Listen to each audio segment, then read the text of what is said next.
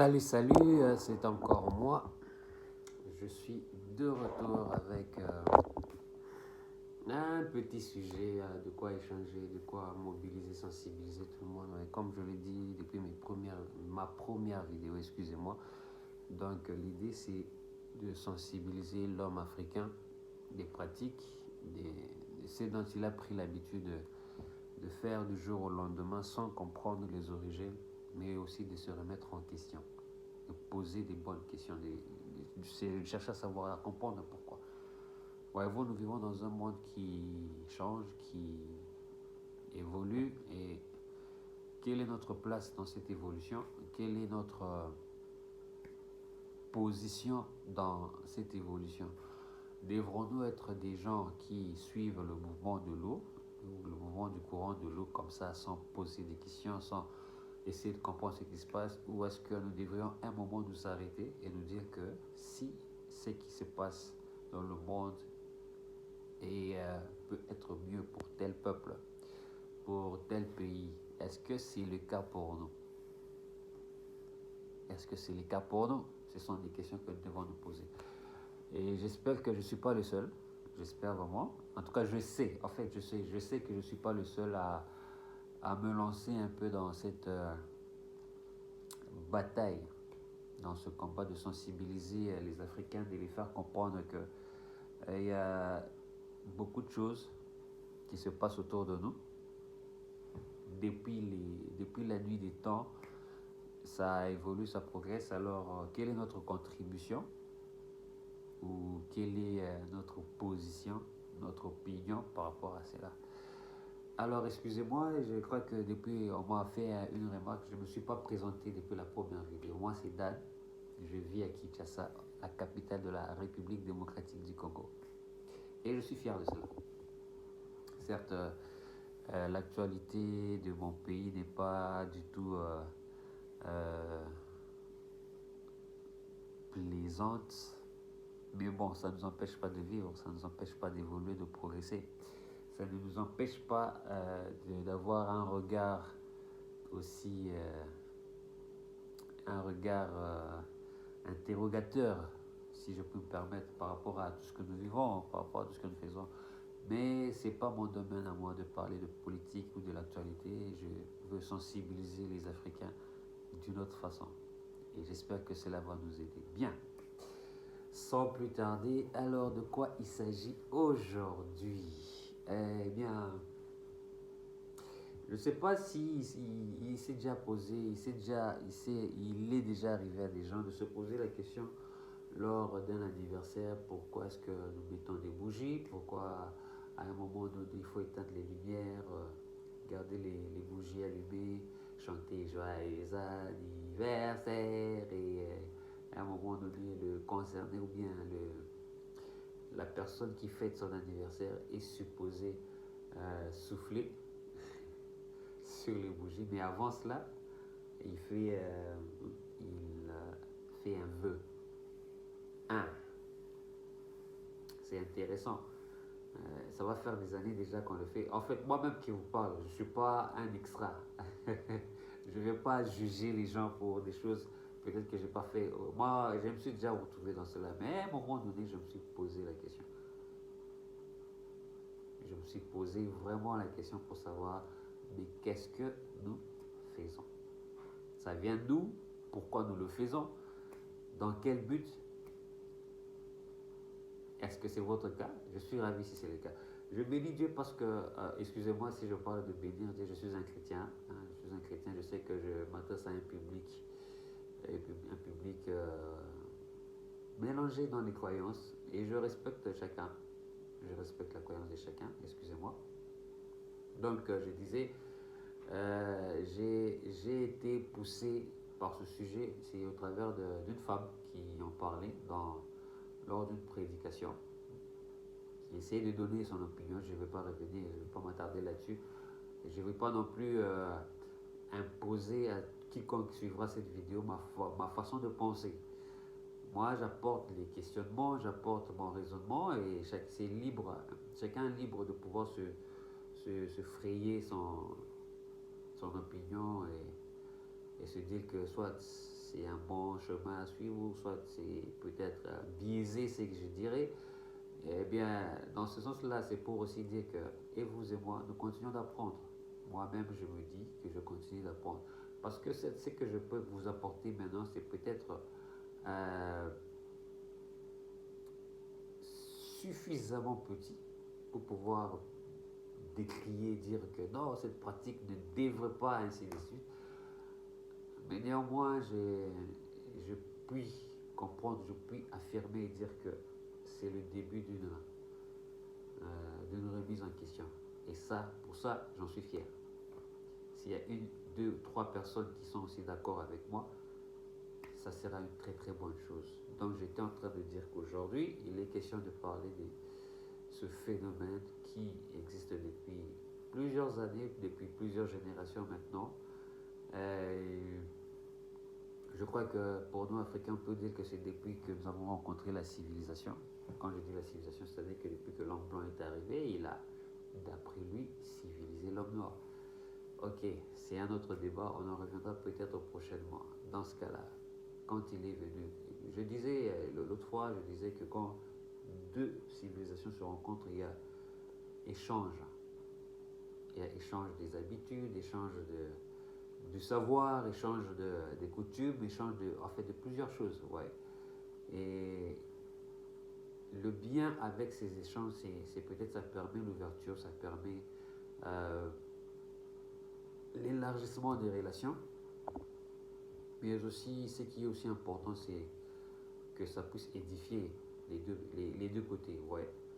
Il n'est pas dit que tout ce que nous devons apprendre ou bien tout ce que nous devons copier de l'autre devrait être une sorte d'épée de Damoclès pour dire qu'il faut absolument qu'on le fasse de cette façon comme eux. Nous sommes libres de faire notre propre expérience et d'apprendre des choses par nous-mêmes. Quand bien même nous savons qu'il y a quand même des bonnes choses que nous avons soutirées de la part de ceux qui se sont dits décivilisés. Bien. Alors, les anniversaires. Les anniversaires. Joyeux anniversaire, c'est bien. On met un gâteau. Même, d'ailleurs, même poser le gâteau.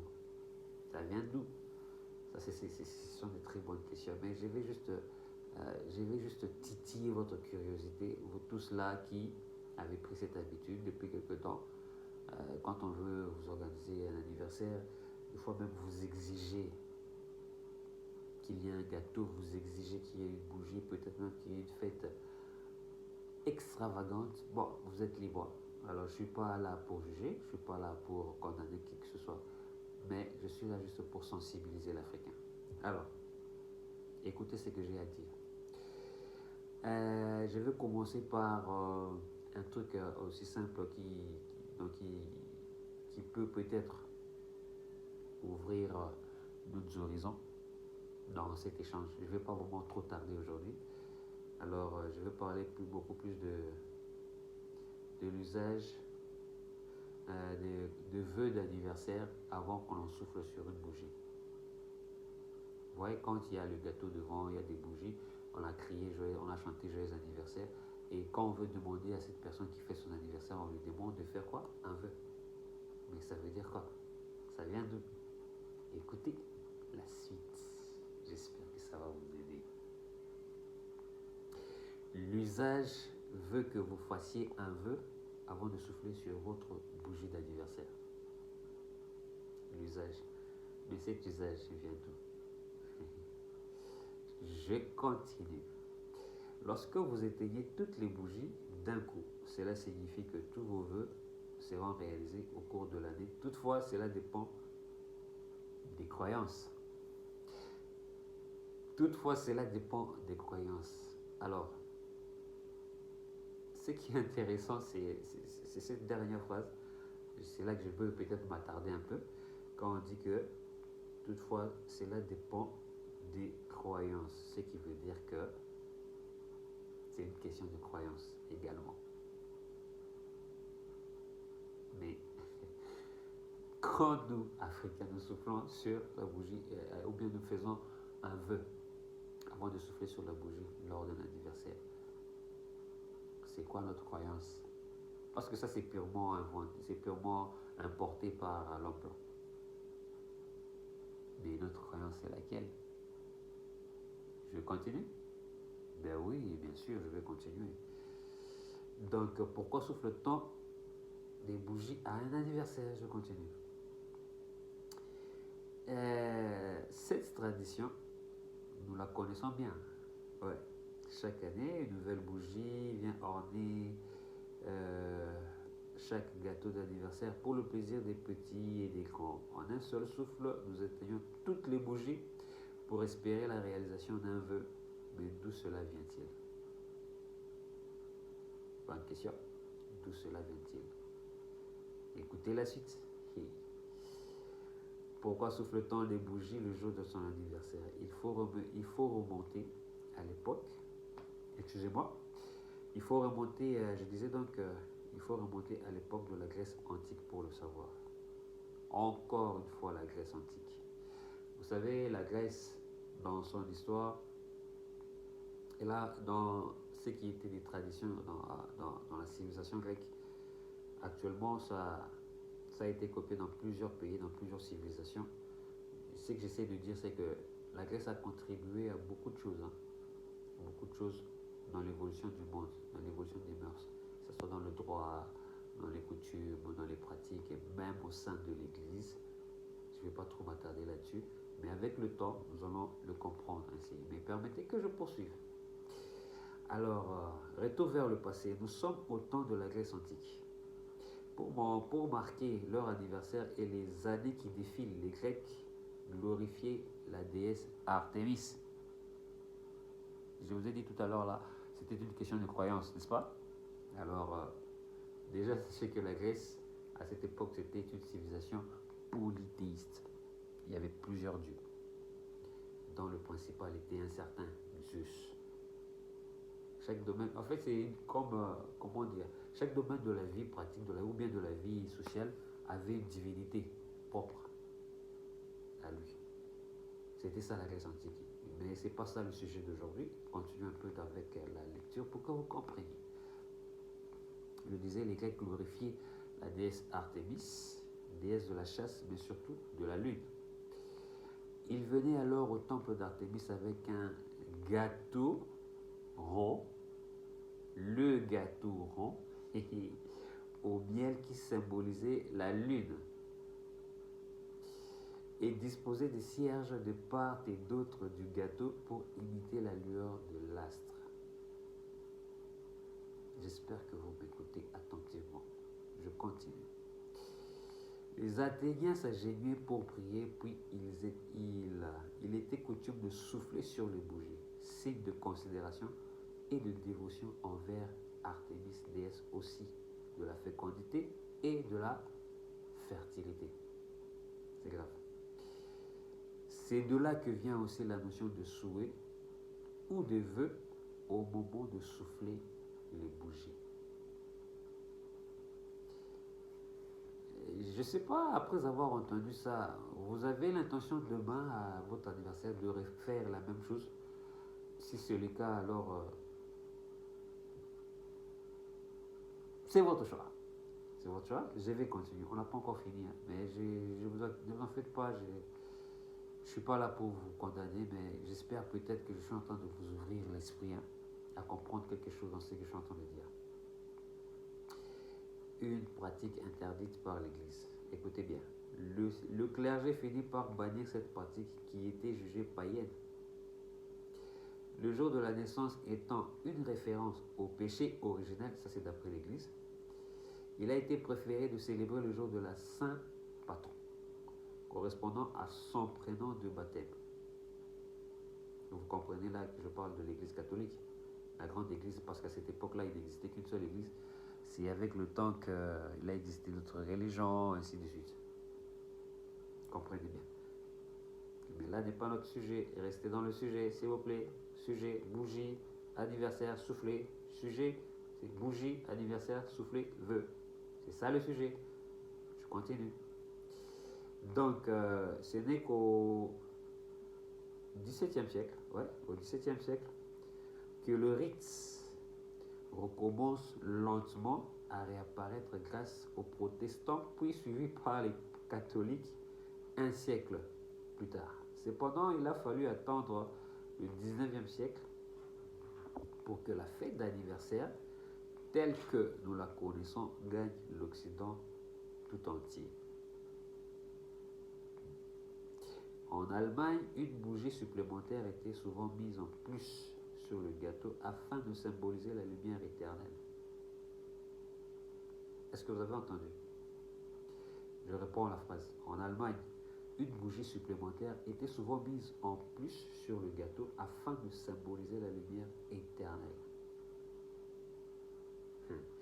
Toutes les bougies étaient alors soufflées, sauf celle-ci qu'on laissait sans consumer et s'éteindre.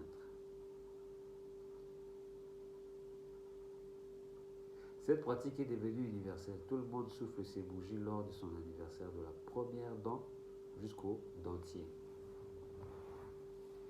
Elle est donc très largement répandue et procure de la joie dans les foyers. Et pour décorer le gâteau d'anniversaire, il existe aujourd'hui de nombreux modèles de bougies d'anniversaire, bla bla bla bla bla bla. Alors, de cette lecture, je ne sais pas ce que vous avez retenu. Franchement, je ne sais pas, et je crois que vous êtes libre de faire ou bien de croire ce que vous voulez. Mais pourquoi j'ai voulu en parler aujourd'hui? Il faut se dire qu'il y a quand même anguille sous roche. Une pratique qui est devenue avec le temps une tradition. Si vous m'avez bien entendu, si vous m'avez bien écouté, elle était dédiée à une divinité. Donc tout ce que nous faisons lors de l'anniversaire, que ce soit les bougies, que ce soit les gâteaux, que ce soit les vœux, tout cela avait une signification et c'était à l'hommage à une divinité. Vous voyez comment est-ce qu'une pratique qui traverse les générations, qui traverse le temps, et aujourd'hui, quand nous Africains, je ne vais pas parler des Occidentaux, nous faisons des choses et nous pensons peut-être que c'est innocent. C'est sans conséquence peut-être. Vous dites, c'est juste un anniversaire, c'est juste des bougies, c'est juste un vœu que j'ai fait. J'aimerais que quelque chose de bien m'arrive cette année.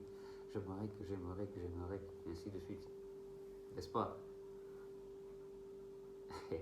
Alors, ça serait déjà trop naïf de penser que c'est sans conséquence. Ouais, une pratique qui, au départ, était destinée à des divinités, aujourd'hui, même si nous ne reconnaissons pas une divinité autour de nous lors de l'anniversaire pour pouvoir faire une chose pareille, mais néanmoins, il faut se dire que ça ne va pas en l'air, ça ne va pas dans quelque chose qui n'existe pas. La nature a horreur du vide, n'est-ce pas? Ça veut dire que chaque fois que nous fêtons notre anniversaire avec ces pratiques-là, le vœu que nous faisons, nous l'adressons certainement à quelqu'un, certainement à une divinité. Et le fait d'éteindre la bougie, si vous m'avez bien suivi, la bougie quand on l'éteint, c'est... Attendez, je vais vous surprendre un moment, je vais vous trouver quelque chose par rapport à la bougie. Ça va vraiment vous choquer. Je crois bien que ça va vous choquer si vous m'accordez suffisamment de l'attention. Bien si ce que je dis est vraiment pertinent pour vous aussi. Attendez, par rapport à la bougie d'ailleurs. Que veut dire allumer les bougies ou bien éteindre les bougies? Que ce soit pendant l'anniversaire ou d'autres événements et tout. Mais ça veut dire quoi? Attendez. Ça va franchement vous étonner. Peut-être même vous révolter. J'espère. Alors, de tout temps et dans le monde entier, allumer une bougie revêt une symbolique particulière. Prière, fête familiale. entre autres mariages, anniversaires, Noël. Côté spiritualité, beaucoup de religions utilisent des bougies pour des cérémonies. C'est un symbole de spiritualité, de recueillement, de protection. Aïe, aïe, aïe, aïe, aïe, aïe, aïe, aïe, aïe.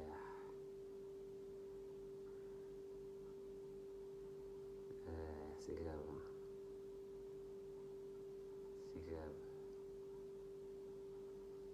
C'est vraiment étonnant. C'est vraiment étonnant. Moi, franchement, je suis un peu outré. Je suis un peu outré. Attendez, je suis pas encore. Je ne vous ai pas encore suffisamment étonné. Écoutez ça. Signification des bougies et de leur flamme, un message important. Écoutez. Ayant d'étonnants pouvoirs. On parle des bougies. Ayant d'étonnants pouvoirs, les bougies sont d'excellents alliés dans nos démons, notamment dans la magie noire, magie blanche ou encore dans certains rituels. Si la couleur de la bougie doit être choisie avec minutie, saviez-vous que leur manière de se consumer pourrait aussi être importante? Les bougies vous font sûrement passer un message important. Découvrez la signification des flammes des bougies. Bougie qui s'éteint. Non, je continue. Si la bougie a un grand rôle dans les rituels, il est particulièrement important de regarder comment la bougie se consume afin que les mouvements de la flamme se consument ainsi que les mouvements de la flamme. Les bougies peuvent apaiser les âmes et chasser les mauvaises ondes, mais des messages cachés peuvent apparaître à travers la flamme.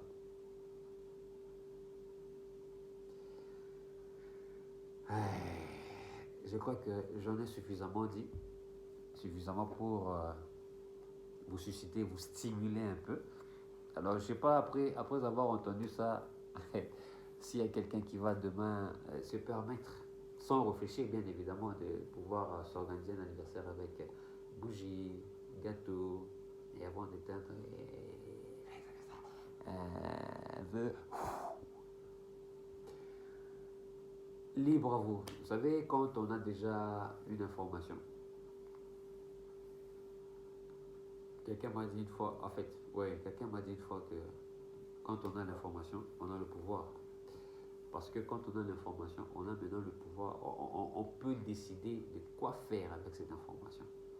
Soit c'est l'information qui vous change, qui vous donne un ascendant sur ce dont vous ignorez avant, et ça vous permet d'avoir une connaissance pour pouvoir corriger, rectifier le tir, votre marche, ou soit alors vous choisissez de vous asseoir dessus et de vivre comme un ignorant toute votre vie. À partir de ce moment-là, vous êtes condamnable. Donc, tout ce qui va vous arriver, vous en êtes responsable. Merci beaucoup, passez de très bons moments et j'espère que j'ai dit quelque chose de très important. Shalom chez vous.